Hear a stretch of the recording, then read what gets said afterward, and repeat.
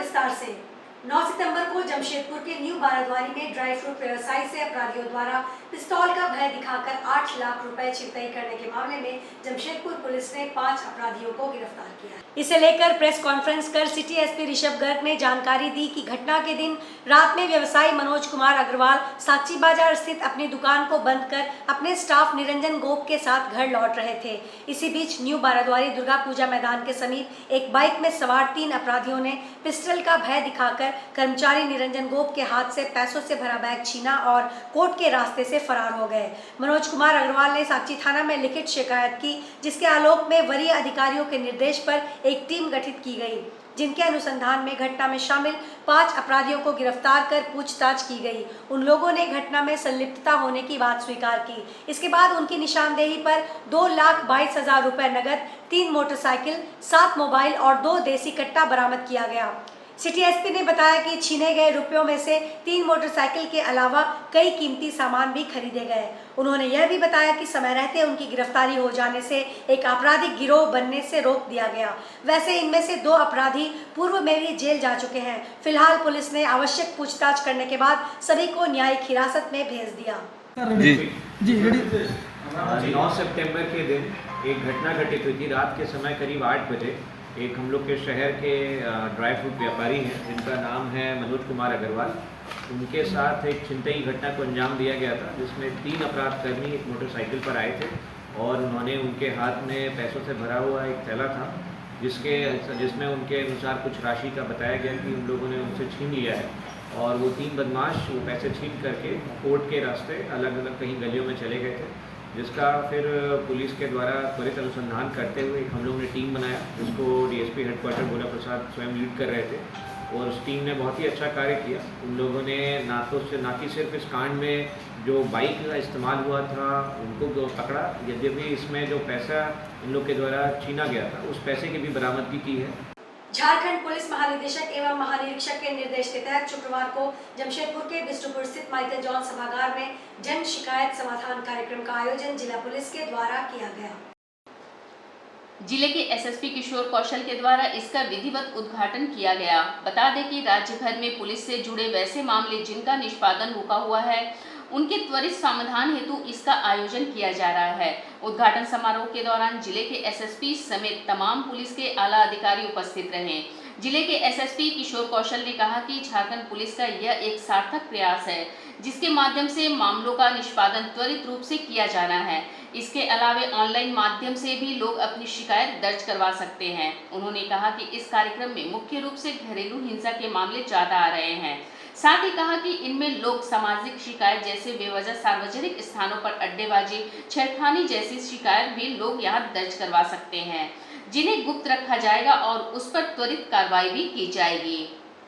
महोदय के निर्देशानुसार डीजीपी सर का एक डायरेक्शन हुआ पूरे राज्य के लिए कि सभी जिलों में इस प्रकार के अभियान चलाए जाएं कि जनता की जो भी शिकायतें हैं, वैसे तो थाने हैं, एसपी ऑफिस है, डीवाईएसपी ऑफिस है, जहां पर लोग अपनी कंप्लेंट्स को, अपनी ग्रीवेंसेस को लेकर के जाते हैं और हम लोग यथासंभव उसको एड्रेस करने का, उसका निराकरण करने का प्रयास हमेशा ही करते रहे हैं। लेकिन एक नई पहल के अंतर्गत एक ऐसी व्यवस्था स्थापित की गई है जिसमें कि जो भी शिकायत हमारे पास आ रही है उस शिकायत का प्रॉपर फॉलोअप हो, और न केवल प्रॉपर फॉलोअप हो बल्कि शिकायतकर्ता को उसकी जानकारी भी मिल सके कि आखिर उस शिकायत के बारे में क्या हल निकला, क्या प्रतिफल निकला। दूसरी बात यह है कि थानों में या फिर पुलिस अधीक्षक या पुलिस उपाधीक्षक कार्यालय में जाने के अलावा लोगों के पास यह भी विकल्प है कि पहला इस तरीके की जो वर्कशॉप या इस तरीके की जो आप कह सकते हैं जो एक कार्यशाला जो यहाँ पर रखी गई है, ये नियमित तौर पर अलग अलग क्षेत्रों में चलती रही। आज हम लोगों ने पहली बार जिला स्तर पर किया है, तो एक बड़े स्तर पर हम लोगों ने कोशिश की कि एक अच्छा शुरुआत एक बड़े स्तर पर की जाए, लेकिन ये लगभग लगातार अलग अलग क्षेत्रों में चलती रहेगी। कभी डीएसपी कार्यालय में ये हो सकता है, कभी किसी थाना विशेष क्षेत्र में हो सकता है, कभी 2-3 थानों को जोड़ करके हो सकता है। तो हम लोग इस तरीके से प्लान करेंगे आने वाले समय में कि रेगुलर बेसिस पे अलग अलग क्षेत्रों में इस प्रकार के जन शिकायत समाधान कार्यक्रम आयोजित होते रहे। क्या समस्या था और क्या उसका हल हुआ कि नहीं बताइए? समस्या तो सिर्फ जैसे हम लोग कदमा से आते हैं, लेकिन कदमा थाना में ऐसा हम लोग का अभी तक कोई समस्या नहीं आया। वहाँ रिस्पांस जिस तरह से पब्लिक के साथ होना चाहिए बहुत अच्छा है। बाकी थाना में हम देखते हैं कि जब भी वहाँ पर आदमी शिकायत लिख के देता है, उसका रिसीविंग मांगा जाता है, तो रिसीविंग देने के लिए थाना प्रभारी रेडी ही नहीं था।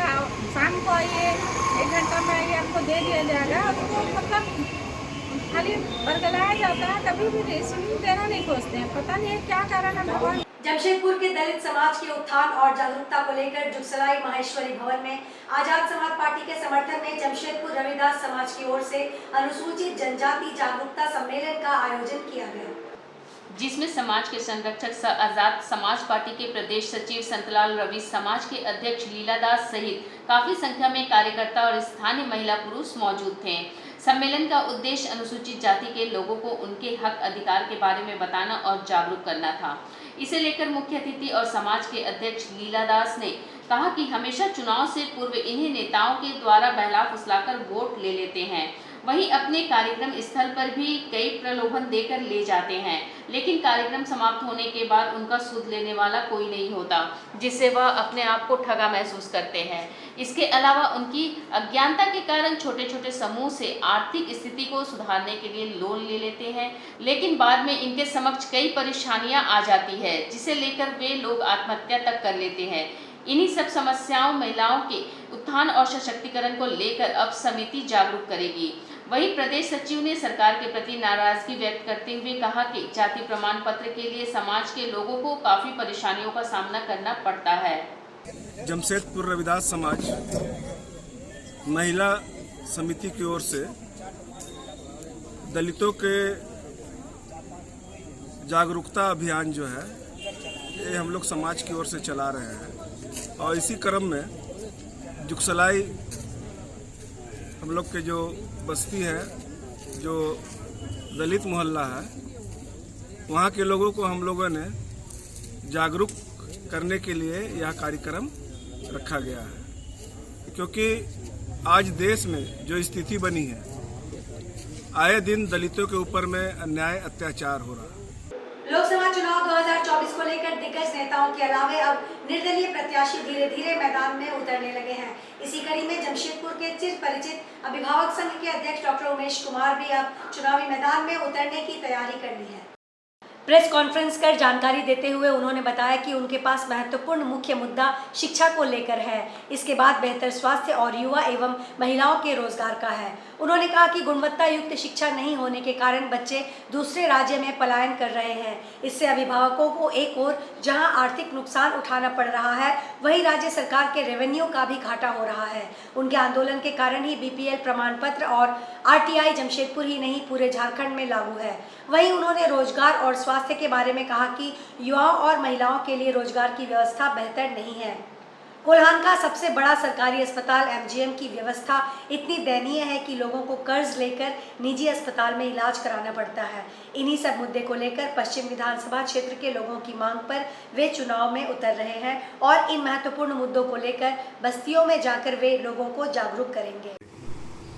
झारखंड में आगामी 2024 के जो विधानसभा चुनाव होने वाले हैं, जमशेदपुर पश्चिम क्षेत्र से वहाँ के वासियों, अभिभावकों द्वारा जो समर्थन दिया गया है और आदेशित किया गया है कि मैं जमशेदपुर पश्चिम से विधानसभा चुनाव में उतरूं, और इसके संबंध में आज जो प्रेस कॉन्फ्रेंस इसी संबंध में रखा गया है कि आगामी जमशेदपुर पश्चिम से मैं इस चुनाव में उतर रहा हूं, और केवल उतर ही नहीं रहा हूं, पिछले 17 सालों से जो लोगों के लिए काम करता रहा हूं, चाहे शिक्षा के क्षेत्र में हो या किसी अन्य क्षेत्र में हो, इसके परिणाम स्वरूप ही वहाँ के लोगों ने हमें समर्थन दिया है कि मैं जमशेदपुर पश्चिम से उतरूं। प्रीमियर हेयर केयर उत्पादों में विशेषज्ञता रखने वाले प्रतिष्ठित made in India brand beauty garage professional, DC lounge और आईडी सैलून के बीच कल फुटबॉल मैच का आयोजन किया गया। इस आयोजन में पूर्वी सिंहभूम के उपायुक्त श्री और श्रीमती अनन्या मित्तल मुख्य अतिथि के रूप में उपस्थित थे। सैलून पेशेवरों के बीच सहयोग और विकास को बढ़ावा देने के लिए प्रतिबद्ध है। डीसी लॉन्ज और आईडी सैलून का फुटबॉल मैच डीसी लॉन्ज और आईडी सैलून के कर्मचारियों से बनी 12 टीमों के बीच हुआ। इस आयोजन का उद्देश्य टीम के भीतर सराहना, प्रेरणा और एकता को बढ़ावा देना है, जो मैत्रीपूर्ण प्रतिस्पर्धा को प्रेरित करता है और सैलून व्यवसाय को ऊंचा करता है। एक दिवसीय आयोजन का शुभ आरंभ एक उद्घाटन समारोह के साथ हुआ। आज जो कार्यक्रम होने वाला है इसका DCID अवार्ड 2023-24 का है और इसमें हमारे जो पार्टनर हैं ब्यूटी गैराज जो मुंबई से हैं और हम लोग पूरे इंडिया में इस तरह का इवेंट जो चाह रहे हैं, जो फर्स्ट टाइम जो सैलून इंडस्ट्री के लिए हो रहा है, इससे क्या एक मोटिवेशनल जो हमारी टीम को मिलेगा और हमारे जितने भी प्लेयर्स हैं, प्लेयर्स नहीं एक्चुअली में हमारे सैलून कर्मचारी है जिसको हम लोगों ने आज प्लेयर का रूप दिया है और एक संदेश देना चाहते हैं पूरे इंडिया में कि ये कर्मचारी जो खेल भी सकता है, काम भी कर सकता है और अपने आप को स्वस्थ रख सकता है।